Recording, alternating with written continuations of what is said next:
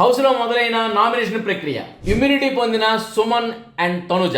ఈ వారం నామినేషన్ ఎవరు? సంజన పప్పులోకి వచ్చిన పోపులో పంచాయతీ.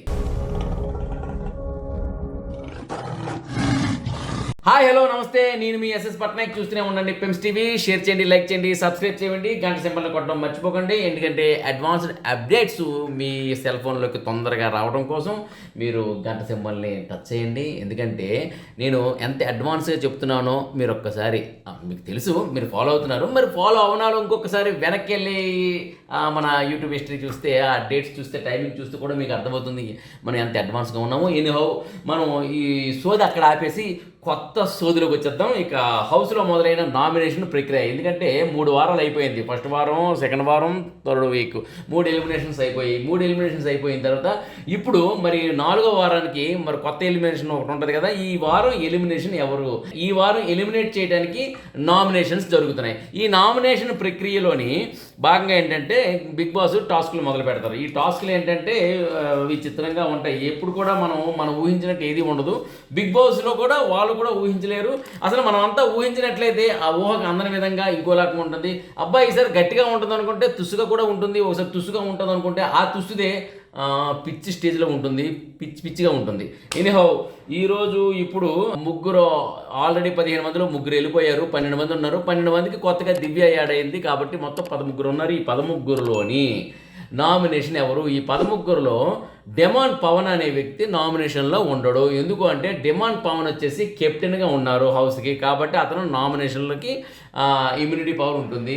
ఇంకా మొత్తానికి ఇక మిగిలినది ఎవరంటే 12 మంది. ఈ 12 మందిలో ఎవరిని నామినేట్ చేస్తారు అనే దానికి ప్రక్రియలో భాగంగా బిగ్ బాస్ హౌస్లో టాస్క్ మొదలైంది. ఆ టాస్క్లో ఏంటంటే ఇది మనం ఈరోజు చూడబోతున్నాము. సాయంత్రం మనకు వచ్చిన అప్డేట్ ప్రకారం ఏంటంటే సుమన్, దివ్య ఒక టీముగా, సంజన, ఇమ్ము ఒక టీముగా, అంటే జతలుగా ఒక 6 టీములుగా ఏర్పడ్డారండి ఈ 12 మందిలో. అంటే కెప్టెన్ డిమాన్ సంచాలకత్వంలో మిగతా 12 మంది ఇద్దరు చొప్పున జతగా 6 టీములుగా ఏర్పడ్డాయి. 6 టీముల్లో ఇద్దరిద్దరు ఆడితే 4 అవుతారు కదా. ఆ నలుగురు అంటే 3 ఆటలు, ఇక్కడ 3 పార్టీలు జరుగుతాయి అన్నట్టు. అయితే ఇక్కడ ఏంటంటే సుమన్, దివ్య ఒక జత అయితే సంజన, ఇమాన్యుల్. చూడండి, సంజన, ఇమాన్యుల్ వాళ్ళిద్దరికి కరెక్ట్గా సెట్ అవుతుంది. అదేవిధంగా భరణి, తనుజ వీళ్ళిద్దరు నాన్న కుదురు. ఇక ఫ్లోరా, హరీష్ వాళ్ళిద్దరికి కరెక్టు. వాళ్ళిద్దరికి అసలు ఎటువంటి ఎనిమీ లేదు. ఆర్మీ, రీతు, మన కళ్యాణ్, పడాల కళ్యాణ్, రీతు మరి చెప్పక్కర్లేదు. శ్రీజ, రాము. ఒక మాట పిచ్చిలో ఉంటుంది, ఒక మాట నూతిలో ఉంటుంది. అంటే ఎక్కడ ఉంటుందో తెలీదు. ఇక అయితే ఏంటంటే ఈ 6 జంటలు ఆడేటప్పుడు సుమన్, దివ్య, సంజన, ఇమాన్యుల్ ఆడడం జరిగింది. అయితే ఇందులో సుమన్, దివ్య జత గెలిచింది. ఇక భరణి, తనూజ, ఫ్లోరా, హరీష్ ఆడారు.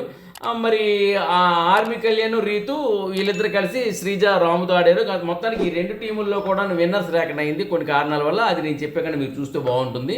అసలు ఏం గేమ్ అది, ఎలా ఉంది, ఎందుకు ఆగింది, అసలు అది ఆ పెప్పు వేరు, అక్కడ చూస్తే వేరు. ఈ విధంగా ఏంటంటే సుమన్ అండ్ దివ్య ఇక్కడ గెలిస్తే తర్వాత వచ్చినప్పటికీ ఇంకొక టాస్క్ కూడా పెట్టారంట. ఇంకో టాస్క్లో ఏంటంటే 4 ఆడాలి. సుమన్, దివ్య అలాగే గెలిచారు. మిగతా ఇద్దరు కూడా వాళ్ళు ఎంచుకున్నారు. వాళ్ళిద్దరు కూడా మిగతా వాళ్ళు సపోర్ట్ చేయాలి. అయితే మొత్తానికి ఏంటంటే ఇక్కడ కూడాను ఈ 4లో సుమన్, తనూజ గెలిచారంట. ఇక్కడ చూడండి, సుమను ఒకసారి గెలవడం కష్టం అనుకుంటే సుమన్, దివ్యతో కలిపి ఒకసారి గెలిచేశాడు. మరి ఇంకోటి నెక్స్ట్ టాస్క్లో సుమన్, తనూజ గెలిచారు. అంటే అక్కడ సుమన్ గెలిపోయి, ఇక్కడ సుమన్ గెలిపోయి, అంటే అన్న ఆట మొదలెత్తాడు. ఆటగాడరా బుజ్జి. సుమను ఇన్నాళ్ళు కాముగా ఉన్నాడు కానీ లేదు, జస్ట్ చూస్తున్నాడు, అబ్జర్వ్ చేస్తున్నాడు ఎవరేంటని. సుమన్ అన్న ఒక్క మాట మాట్లాడితే చాలు సోషల్ నెట్వర్క్లోనే అదే మొత్తం తిరిగి నేను ఒక్కసారి చెప్తే 100 సార్లు చెప్పినట్లే అని ఎలా తయారైంది. 100 సార్లు కూడా కాదు, 1000 సార్లు. అలాంటిది ఒక్క మాటకే 1000 సార్లు అయితే ఈరోజు సుమన్ అన్న 2 ఆటల్లో గెలిచేశాడు. అంటే ఒక్క మాట మాట్లాడితే అంత పవర్ ఉంటే 2 ఆటల్లో గెలిస్తే అమ్మ నువ్వు మగాడ్ర బుజ్జి అన్నట్టు నువ్వు ఆటగాడ్ర బుజ్జి. సుమన్ అన్న 2 ఆటల్లో గెలిచాడు. మొదటిసారి దివ్యతో ఒక ఆటలో గెలిచాడు, ఇప్పుడు నెక్స్ట్ తనుజతో గెలిచాడు. దానివల్ల ఏంటంటే ఫైనల్గా సుమన్కి, తనుజకి ఇమ్యూనిటీ పవర్ పెరిగింది. ఇప్పుడు సుమన్ అన్న టచ్ చేయాలంటే ఎవరి వల్ల కాదు, ఎందుకంటే ఇమ్యూనిటీ పవర్లో ఉన్నాడు కాబట్టి సుమన్ అన్నని నామినేట్ చేయడానికి వీల్లేదు. సో ఈ వారం సుమన్ అన్న హ్యాపీగా ఉంటాడు కాబట్టి సుమన్ అన్నకి ఇమ్యూనిటీ పవర్ వచ్చింది. అదేవిధంగా తనుజమ్మ కూడా ఇమ్యూనిటీ పవర్ వచ్చింది. సుమనన్న 2 ఆటలు గెలవటం ఈరోజు అభిమానులకి పండగ. ఇది అసలైన విజయదశమితో సుమనన్న జయం. ఇక సుమనన్న జయంతో పాటు ఏంటంటే అక్కడ తనుజమ్మ కూడా ఉంది. అందుకని చెప్పేసి తనుజ కూడా ఈ విజయదశమికి విజయంలో భాగస్వామురాలు అయిపోయింది. తనుజ కూడా ఆటలో మొదట ఒక టాస్క్లోని తనుజ భరణి కలిసి ఆడారు. అందులో ఓడిపోయింది ఆ టీము, అంటే ఓడిపోయింది కాదు, నో విన్నర్స్గా ప్రకటించారు. కానీ దాని తర్వాత ఈ సుమను, ఫ్లోరా, దివ్య, తనుజ ఈ నలుగురు ఆడే ఆటల్లోని సుమను, తనుజ గెలిచారు, ఫ్లోరా, దివ్య ఓడిపోయారు. సో ఇప్పుడు ఈ సుమను, తనుజకి ఇమ్యూనిటీ పవర్ వచ్చింది. మొత్తానికి సుమనతో పాటు తనుజమ్మకు కూడా ఇమ్యూనిటీ పవర్ వచ్చేసింది. అందుకే బతుకమ్మ తను కూడా బతికేసిందమ్మా. సో అదేవిధంగా ఈ ఆటల్లో ఉన్నట్లయితే ఇక ఇమ్యూనిటీ పవర్స్ సుమన్కి, తనుజకి వచ్చాయి. ఇక ఈ వారం నామినేషన్స్ ఎవరు, ఈ నామినేషన్ ప్రక్రియలో ఒకరినొకరు నామినేట్ చేసుకుంటున్నారు. ఈ నామినేషన్ ప్రక్రియ మరి కొద్దిసేపులో మనకు మొత్తం ఎవరెవరు నామినేట్ అయ్యారు ఏంటి అనే విషయాలు మనకు పూర్తిగా వచ్చాయి. మనం కూడా టీవీలో కూడా నైట్ మనం చూడొచ్చు. కానీ ఈ లోపల మనం ఊహించింది ఏంటంటే ఇప్పుడు తనుజ, సుమను, డిమాండ్ పవర్ ముగ్గురు నామినేషన్లు లేరు కాబట్టి మిగతా వ్యక్తులు నామినేషన్ అంటే భరణి, రీతు, రాము, హరీష్, ఎమాన్యుల్, పడాల, శ్రీజ, దివ్య, సంజన, ఫ్లోరా వీళ్ళు నామినేషన్లు ఉన్నారు. అంటే ముగ్గురు తీసేస్తే 10 మంది నామినేషన్లు ఉన్నారు. ఈ 10 మందిలో ఎవరు ఎలిమినేషన్కి వెళ్తారు అంటే యాజ్ యూజువల్గా అందరూ కూడా ఒకటి అంటారు, ఫ్లోరా మళ్ళీ ఈ వారం కూడా నామినేషన్లో ఉంటుంది. ఎందుకంటే మీరు ఆడట్లేదు, కనిపించట్లేదు అనే కామన్ ఒక ఫ్యాక్టర్తో ఆమెపై వస్తుంది. అదేవిధంగా సంజన విషయానికి వచ్చినప్పుడు కూడాను ఏదో ఒక దొంగతనం వల్ల ఎంతమంది వచ్చింది. తొలుత షాంపూ బాటిల్, తర్వాత కోడిగుడ్డు, తర్వాత కూల్ డ్రింక్, ఇప్పుడు పప్పులో పోపు. ఇలాంటి పోపులతో పాటు మొత్తానికి ఏంటమ్మా సనుజ అమ్మాయి వచ్చేసి అగరు పుట్టించేస్తుంది. ఈ అగరుతో ఏంటంటే సంజనాను కూడా ఈ యొక్క కాన్సెప్ట్తోని మళ్ళీ నామినేట్ చేసే అవకాశాలు ఉన్నాయి. అదేవిధంగా దివ్య ఇంటికి కొత్తగా వచ్చింది, బిగ్ బాస్ ఆదేశాల మేరకు ఉంది కాబట్టి అందరికి కూడాను గుర్రుగా ఉంది. ఇన్నాళ్ళుగా మేము ఉంటున్న కొత్తగా ఈ అమ్మ మధ్యలో వచ్చేసి మా మీద జులుం చలాయించడం ఏంటి, మాకు మార్కులు ఇవ్వడం ఏంటి, మాకు ర్యాంకింగ్ ఇవ్వడం ఏంటి అని ఉంది. కానీ అది మరి కాన్సెప్ట్లోకి తీసుకొస్తారా, అది తీసుకురాకుండా ఏదో ఒకటి వెతకడానికి దొరకలేదు కానీ ఏదో ఒకటి దొరకబడతారు. ఎందుకంటే ఇంట్లో మహా మేధావులు కూడా ఉన్నారు కాబట్టి దొరకబెట్టి దివ్యాను కూడా కార్నర్ చేసే ఛాన్సెస్ ఉన్నాయి. బట్ చూద్దాము దివ్యని ఏ విధంగా కార్నర్ చేస్తారనేది. అదేవిధంగా శ్రీజ ఈసారి మాత్రం దమ్ము లేదు శ్రీజలోని. మొత్తానికి ఏంటంటే కోరాలన్నీ చాలా వరకు విడిచేశారు. అయినప్పటికీ కూడాను కోరాలు లేని పాము బుసకొట్టినట్టు బుసకొడుతుంది. కానీ మొత్తానికి శ్రీజ దమ్ముపై ఈసారి మాత్రం అందరూ దుమ్మెత్తి పోస్తున్నారు.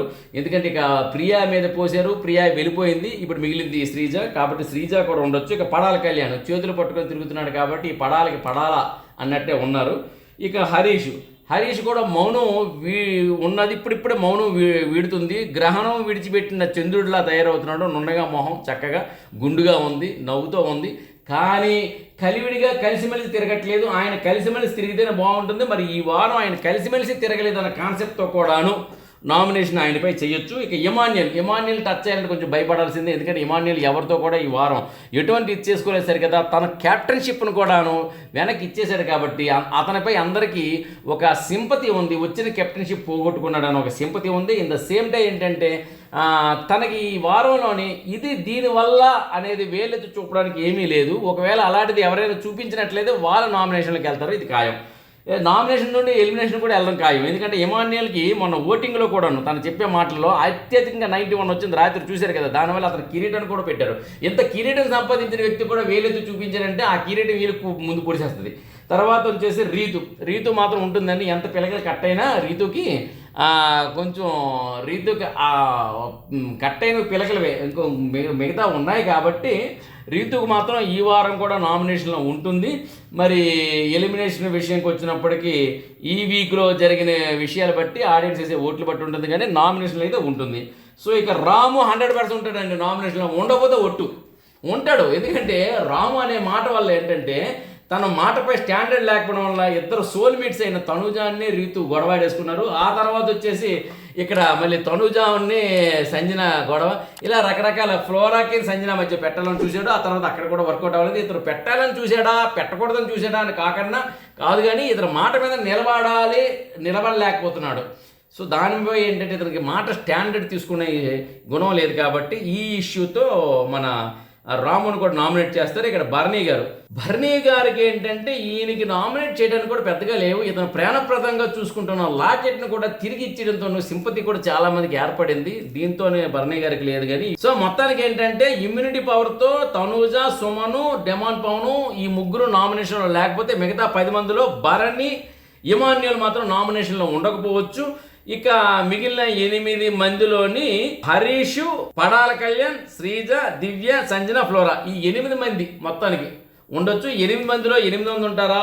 మళ్ళీ కెప్టెన్కి ఒక ఇది ఉంటుంది కదా, తీసేయడమా లేదా డైరెక్ట్ నామినేషన్ ఏదో ఒకటి ఉంటుంది. ఒకవేళ తీసేయడం అయినట్లయితే ఒక 7 వరకు ఉంటారు. ఉంటే కంటే 8 మందిలో ఉండొచ్చు.